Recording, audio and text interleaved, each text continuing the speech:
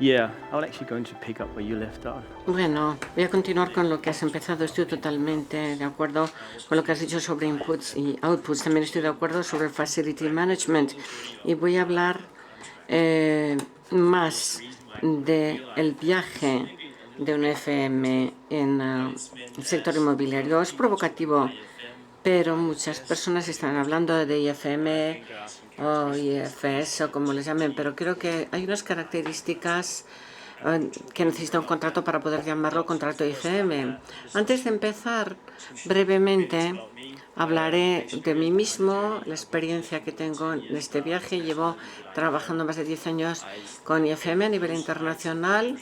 He estado en ambos lados de la mesa de negociación. Empecé como proveedor de servicios a nivel global, pero desde primeros de septiembre, bueno, ya saben que no existe más. Siempre he trabajado en un contexto de FM, en IBM, en Microsoft, ese tipo de cuentas, y luego pasé al otro lado de la mesa de negociaciones y pasé a Nordic, donde ayudé en la primera generación de contratos IFM. Después pasé a Sony Global, donde me ocupé de la primera generación de contratos IFM, en el segundo también, la segunda generación y la tercera. Antes de irme de allí, en agosto me pasé a NKT, que es una empresa internacional en más de 40 países. Empezando con su grupo de función IFM. NKT no es desconocida, pero desde el punto de vista del FM, del Facility Management, habrán oído hablar de Norfisk, que forma parte de este grupo. Esto un poco sobre mi propia experiencia en este viaje. Y luego, en este recorrido, bueno, ¿qué es IFM? Vamos a ver, como soy un práctico, me gusta empezar con ejemplos. Este ejemplo de IFM incluye 42 servicios, incluidos en la solución FM de Sony Mobile, que incluye los servicios tradicionales como catering, recepciones, limpieza, paisajismo, etcétera, pero también otros servicios duros como mantenimiento de interiores del edificio, técnicos, UPS y muchas otras cosas. Pero también está la seguridad del edificio, servicios tradicionales como gestión de espacios, etcétera. Entonces, esto es un ejemplo de FM para mí. Si hablamos de NKT, donde trabajo ahora, incluye 30 servicios. Y esto, de hecho, forma parte, cuando tenemos que ir a la parte integrada. Bueno, normalmente yo hablo de 4 niveles distintos de integración para que el contrato se pueda llamar integrado. Tenemos servicios integrados. Luego, que son los proporcionados por un solo proveedor. También hablamos de cobertura integrada, es decir, que no solamente vamos a un espacio ni a un solo país ni a una sola región. Por ejemplo, Citibank o algún contrato global como Sony y otros, con NKT. También lugares de trabajo integrados y organizaciones integradas. También hay un aspecto de social, porque cuando empiezas a integrar servicios también buscas lugares de trabajo integrados, es decir, que están físicamente juntos con un solo proveedor. Entonces no sabemos dónde empieza la empresa de FM y la demás, porque trabajamos con los servicios de compras y otro tipo de servicios que están verdaderamente integrados, y esto nos lleva a la integración de esas organizaciones. Enseguida volveré a hablar de esto en otras diapositivas. Estos son los 4 niveles de los que he hablado cuando hablo de un FM integrado. Ahora voy a entrar un poco más en los detalles de estos 4 temas. Empecemos con la integración de servicios y de las coberturas. Estos son los pasos tradicionales por los que hemos pasado en los distintos modelos que he visto. Siempre empezamos con un cierto grado de prestación de servicios in-house. Nos centramos en un solo servicio o lugar. Nosotros empezamos con una carta de contratos con 25 proveedores distintos y empezamos nuestro recorrido reuniendo esos servicios, y esos 25 proveedores daban servicios a 1.100 ubicaciones. Lo que hicimos es una estrategia una estrategia que significa un artículo, un proveedor. Empezamos reuniendo servicios en áreas de servicios. Hemos dicho, o dijimos, en lugar de tener 10 distintos proveedores y servicios, tendremos uno que dará los servicios blandos como manejo de residuos, limpieza, catering, etcétera, y luego otro proveedor para los duros, como la seguridad del edificio, las distintas transacciones de este tipo de servicios. Al mismo tiempo, empezamos, en lugar de centrarnos únicamente en edificios, empezamos a centrarnos en países o regiones, y ahí estamos ahora. Bueno, hemos visto el primer paso.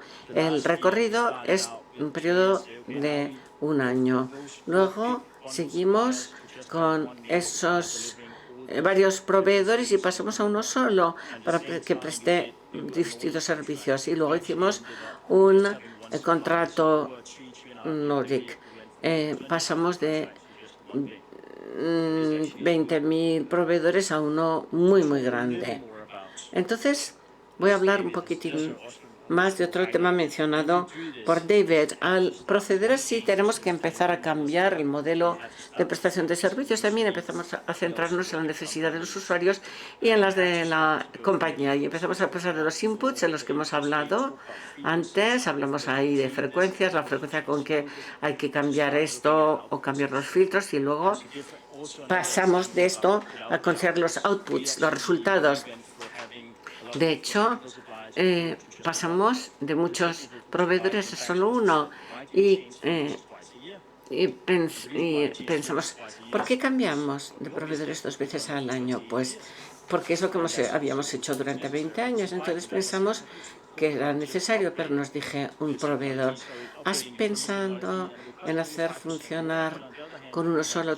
Te costaría 5% más, pero no había que cambiar el filtro 2 veces al año, sino uno solo. Luego tenemos la necesidad funcional, como se ha descrito antes. Seguimos teniendo los mismos resultados, la misma disponibilidad, y seguimos teniendo el mismo alto nivel de satisfacción del cliente. También hemos trabajado mucho con respecto a los resultados, en fijarnos en la satisfacción del usuario, sus necesidades. La percepción es la realidad, como sabemos.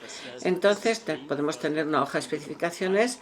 Está limpio, que dice está limpio porque lo hemos limpiado 1000 veces, pero si hablas con el usuario te dirá, pues no, está muy sucio. Y luego, algo que parece verde, pues a lo mejor es verde, pero miras dentro y no es verde en absoluto, es rojo. Luego, la satisfacción del usuario. Dices, bueno, proveedor, le decimos, no nos interesa saber cuándo cuándo limpian o con qué frecuencia, sino que la percepción sea de un lugar limpio. Algunos dices que pierdas el control al actuar así, pero según nuestra experiencia se ahorra dinero y además se consigue una gran satisfacción del usuario, del cliente, porque se hacen mejor las cosas y la limpieza es mayor. Bueno, también hemos intentado pasar a un paso siguiente y no centrarnos solamente en los resultados, sino que empezamos en lugar de outputs, a resultados. Outputs está muy relacionado con FM y outcomes con el negocio. Entonces, en el campo de FM intentamos centrarnos en la propiedad de la compañía. ¿Por qué no empezar a medir en términos de metros cuadrados? Ayer se dijo, creo que fue Peter quien lo dijo, que como medida solamente se ahorra el 40% en espacio, pero si se pasa de un 40 al 70% con una buena gestión del espacio, pues entonces ahorra muchísimo. Lo que hicimos fue que tomamos los servicios y empezamos a ahorrar centrándonos en los resultados de la compañía. No nos importa los inputs ni cómo se hace, sino que lo que nos importa no solamente es la reducción de costes, no solamente para FM, sino para toda la compañía. Otra de las cosas que intentamos examinar es centrarnos en lo que se llama aumento de la productividad de la compañía. Lo que dijimos realmente fue ¿por qué me siento únicamente en la disminución de los costes? ¿Y por qué no nos centramos en la creación de otras cosas? Por ejemplo, había personas que tenían grandes conocimientos de los servicios. Estamos representados, por ejemplo, en más de 50 países en el mundo, le puedes decir a tu cliente, y haces muy bien teléfonos móviles con ingenieros muy buenos, aplicaciones muy buenas, pero ¿por qué no los tecnólogos se reúnen y piensan en los servicios y el desarrollo y meterlos todos en el mismo grupo? O sea, que empezamos a hacer co-creación, porque cuando tienes un móvil, de hecho, sabes, por lo menos en Sony es así, cómo funciona FM. David, por ejemplo, ha estado hablando de este tema y de repente, por lo tanto, empezamos fechas de uso en los servicios, las salas de reuniones y saber cuántos se usaban. Y esto, el co-desarrollo o la co-creación nos permite ahorros. Entonces, desarrollando servicios de los que podamos beneficiar nosotros, el proveedor de servicios de nuestros clientes, o sea que pasamos de inputs a outputs y de outputs a resultados. Si luego pasamos a la cooperación y nos centramos en la organización de la demanda interna, pues ya estás metido en el recorrido, en el viaje. Cuando empiezas a los servicios internos y subcontratados, pues está muy bien, pero hay que tener en cuenta también la madurez de la compañía. Antes he hablado de la madurez de los distintos países, eso es una cosa. Yo también voy a hablar de la madurez tanto de las organizaciones de la demanda que hacen pedidos y los proveedores de servicios. Cuando te bases más en los inputs, eres más operacional y te preocupas de la supervisión en los outputs, pues te ocupas más de la demanda, de la planificación táctica, de la coordinación, y cuando te centras en los resultados te conviertes en un socio de otro tipo que representa un cambio enorme con la manera en que la gente actúa. Y es necesario identificar todo eso para ayudar a las personas a avanzar en ese viaje. Por otra parte, tenemos que asegurarnos de que el proveedor está preparado para hacer lo que queremos, pero cuando se empieza a desarrollar un servicio único, pues pensamos, bueno, la verdad es que lo único que tiene que hacer es aplicar el servicio y optimizarlo, pero cuando haces esa reunión de servicios, pues ya hay más riesgos y hay que optimizar no una cosa, sino más. Y cuando, bueno, realmente se ha documentado, se han aportado muchas cosas y hay que asegurarse de que se tienen las personas adecuadas en los lugares adecuados. Entonces, en un recorrido maduro, no todos son facilidades, porque una cosa es tener 1.150 personas, pero la verdad es que cuando terminas el recorrido, a lo mejor acabas con solo 2 empleados y el resto se subcontrata. Así es como podemos funcionar con los servicios. Yo en realidad me pregunto, para ser sinceros, ¿cuántos pueden hacer esto? La última diapositiva, de hecho, se centra más en la cooperación o colaboración. Se trata de establecer una sociedad muy coherente, muy cohesiva. Normalmente las organizaciones tienen que estar bien alineadas. En FM no solamente habrá un único contacto con esas pirámides. Normalmente esto le llamo el punto único de fracaso, porque normalmente se produce el cuello de botella y no es la manera de proceder. La mejor manera de proceder, en nuestra experiencia, es tener 2 pirámides con ambos lados que se centran una en la otra. Y luego lo que hacemos es un nivel global, nivel regional o local o lo que sea, un nivel de experiencia que nos permite establecer contratos con cada nivel. Y lo que hacemos es establecer los marcos entre los cuales habrá que actuar, asegurándonos de que vaya a haber un mandato, de manera que el jefe de servicios se pueda reunir con otro jefe de departamento. Ya no habrá que escalar y pedir más dinero. Hace falta decidir lo que quieren hacer, pero también es un riesgo el hacerlo. Esto es el mandato que tenemos que impulsar. Al mismo tiempo tenemos que encontrar un marco para asegurarnos de que todo el mundo sabe cuándo tiene que escalar, cuando se hace muy caro, cuando no hay acuerdo sobre cómo escalar o cuándo escalar, pues esto hay que tenerlo en cuenta. Luego, al mismo tiempo, es fácil hacer una diagrama de flujos. Hay que pensar en las personas. En este tipo de viajes o recorridos lo que se desarrolla es algo como aquí. hemos hecho una evaluación de madurez.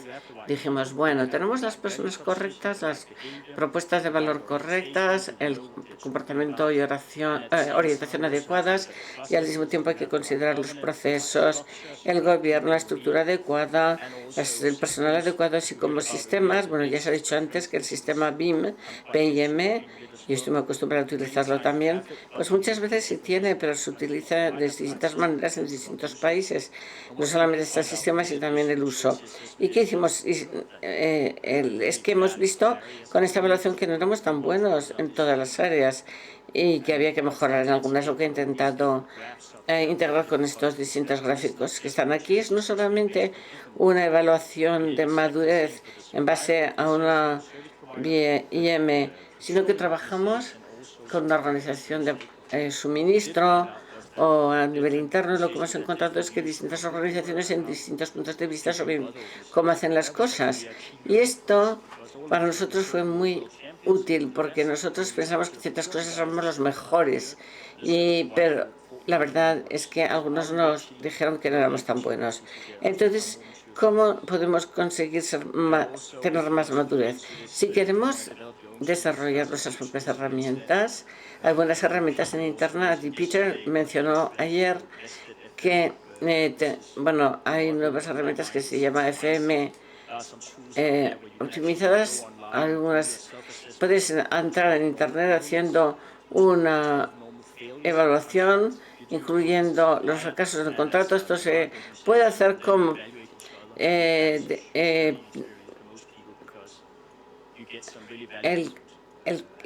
que presenta, el que está al final de la cadena. Y también la verdad es que podemos ofrecernos para celebrar buenas conversaciones. Si hablamos de la evaluación de madurez, tenemos una organización con personas maduras, personas adecuadas. También tenemos que asegurarnos de que tenemos el apoyo adecuado del gobierno. Bueno, esperamos que funcione bien.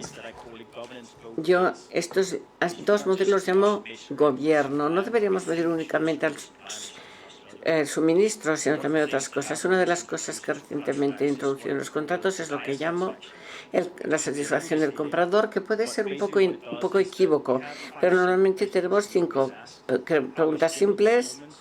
¿Cómo es el rendimiento general, la documentación general? ¿Cómo es la emisión de facturas? Y no definimos más allá de las preguntas.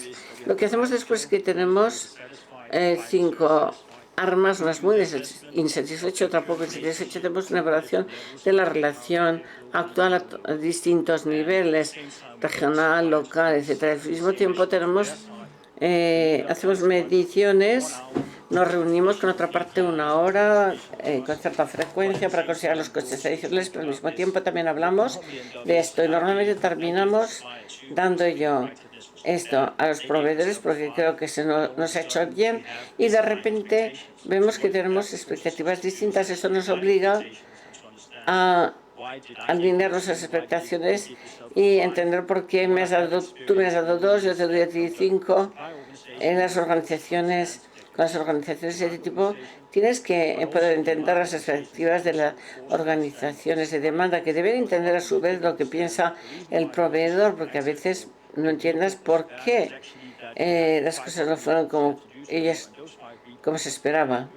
Entonces, 5, por ejemplo, si hay 5 buenos informes y solamente hay uno que está regular y me centro en él, pues se nos dirá que no nos hemos ocupado en los demás. Esto es el gobierno y una expectativa racional. La última diapositiva recapitular los niveles de integración interviniendo servicios, organizaciones, lugares de trabajo, etcétera. Y entonces ya podemos hablar de BIM. Muchas gracias.